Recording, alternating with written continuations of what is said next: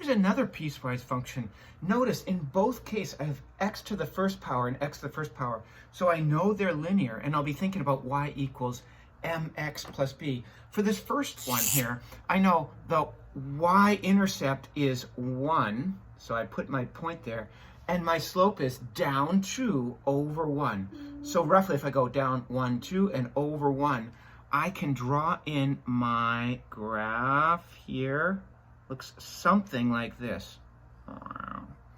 And it says I can only use this for x is less than or equal to 2.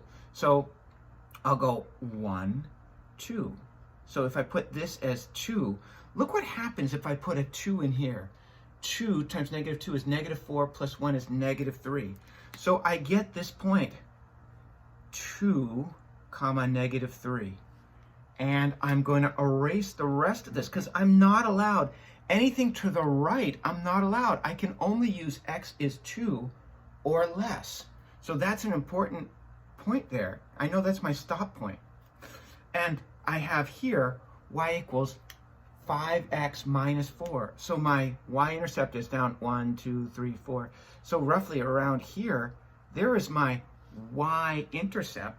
And I know that I'm going to be going slope up 5 over 1. Well, if my slope is positive 5 over positive 1, that's equivalent of negative 5 over negative 1. So instead of going up 5 over 1 and getting this point here, which I could do, I go down 5, left 1, and I get this point. You can see they're all on the same line there. Now, if I put in a 2 here, I'd have 5 times 2 is 10 minus 4 is 6. So I get this point here, 2, 6. Now this is going to be my open circle, 2, comma 6. And my graph would go something like this. But I'm only allowed x is greater than 2. Well, here, where is x greater than 2? Here. So my graph is going to be shooting off in this direction like that. And I'm not allowed this line to the left of x equals 2. And so I'm going to erase all this other stuff here because I'm not allowed it. You see, it's easier for me with my whiteboards. So this is what my graph looks like. To conclude this particular piecewise functions, we're asked to find the y value at particular x's. Now my first one is negative 4. Well, looking at my graph, I can tell you negative 4 is over here. And I'm anticipating a very big x for that because it's going to be the red graph. So where is x less, which graph do I use? Well, I got to go to the high road, to this red graph, because negative 4 is less than 2. So I'm going to use this, negative 2 times my input plus 1. I'm using the high road. So I put in my negative 4. I follow PEMDAS, the order of operations. Negative times negative is positive. It gives me 8 plus 1, which is 9. So my point is negative 4, 9, which I anticipated. It's off the charts on this red graph here. I can't even, it would be inside the functions that I graphed. If I put in an 8, here my next input is 8.